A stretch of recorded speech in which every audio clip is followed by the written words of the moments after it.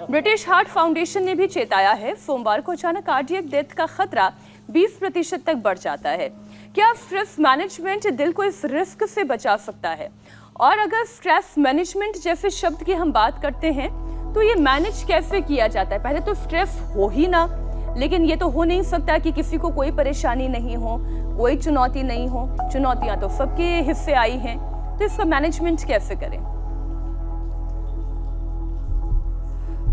Stress management का सीधा सा उपाय है, एक तो अपना हीन मूल्यांकन अवमूल्यन ना करें। तो देखो, अब बैठ करके अभ्यास करा रहे, इधर तो हृदय बस्ती चल रही है। जब हार्ट पर ज़्यादा ही प्रेशर आ जाता है तो हम हृदय बस्ती करते हैं, फेफड़े पर ज़्यादा प्रेशर आ जाता है लंग बस्ती करते हैं, उधर बस्ती भी करते हैं, जानो बस्ती, जीवा बस्ती, कटी बस्ती, पृष्ठ बस्ती, तो सब आपने देखी है। और यहाँ पर आज तो हमारे यहाँ तो स्ट्रेस का प्रश्न ही नहीं। करो करो करो, हाँ ये भी करना। देखो यहाँ तो एक अलग तरह का आनंद ही आनंद है।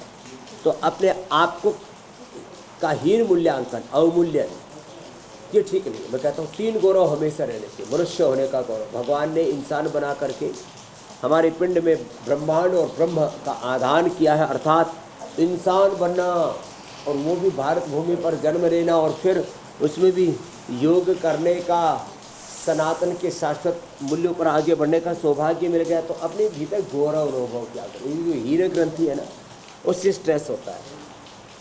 जहाँ तक रही बात ऑफिस का काम हो, बिजनेस हो, व्यापार हो, संसार हो, हर पल आपने भी कहा चुनौतियाँ तो रहती है। यदि आपका शरीर बल, इंद्रिय बल, मनोबल, आत्मबल प्रबल है तो हर चुनौती, हर संघर्ष, हर समस्या का आप समाधान बन कर के उभरेंगे। बस थोड़ा सा हिम्मत से आगे बढ़ने की आवश्यकता होती है। और तीसरी बात, कभी कभी किसी कार्य में असफलता मिलने से भी स्ट्रेस हो जाता है।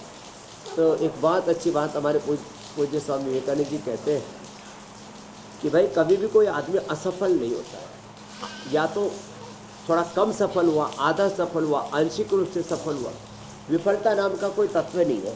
इसलिए कभी थोड़ी आंशिक सफलता, अर्ध सफलता मिली, कम सफलता मिली तो आगे बढ़ते रहो, पूरी सफलता भी मिलेगी। जीवन तो सातत्य का नाम है, निरंतरता का नाम है, चरई वेती चरई वेती। तो ऐसे हाँ, फिर अपना खान पान, अपनी दिनचर्या, अपना उठना बैठना, सोना जागना, इस पर तो थोड़ा ध्यान देना पड़ेगा। व्यवस्थित जीवन जीवन, व्यवस्थित जीवन। ये जो अनहेल्दी लाइफस्टाइल है, unhealthy eating, unhealthy thought process, unhealthy चीज़ों को सोचना, देखना, सुनना, खाना पीना, बोलना, ये सब तो बंद करना पड़ेगा। तो फिर ज़िंदगी में कोई दिक्कत नहीं है।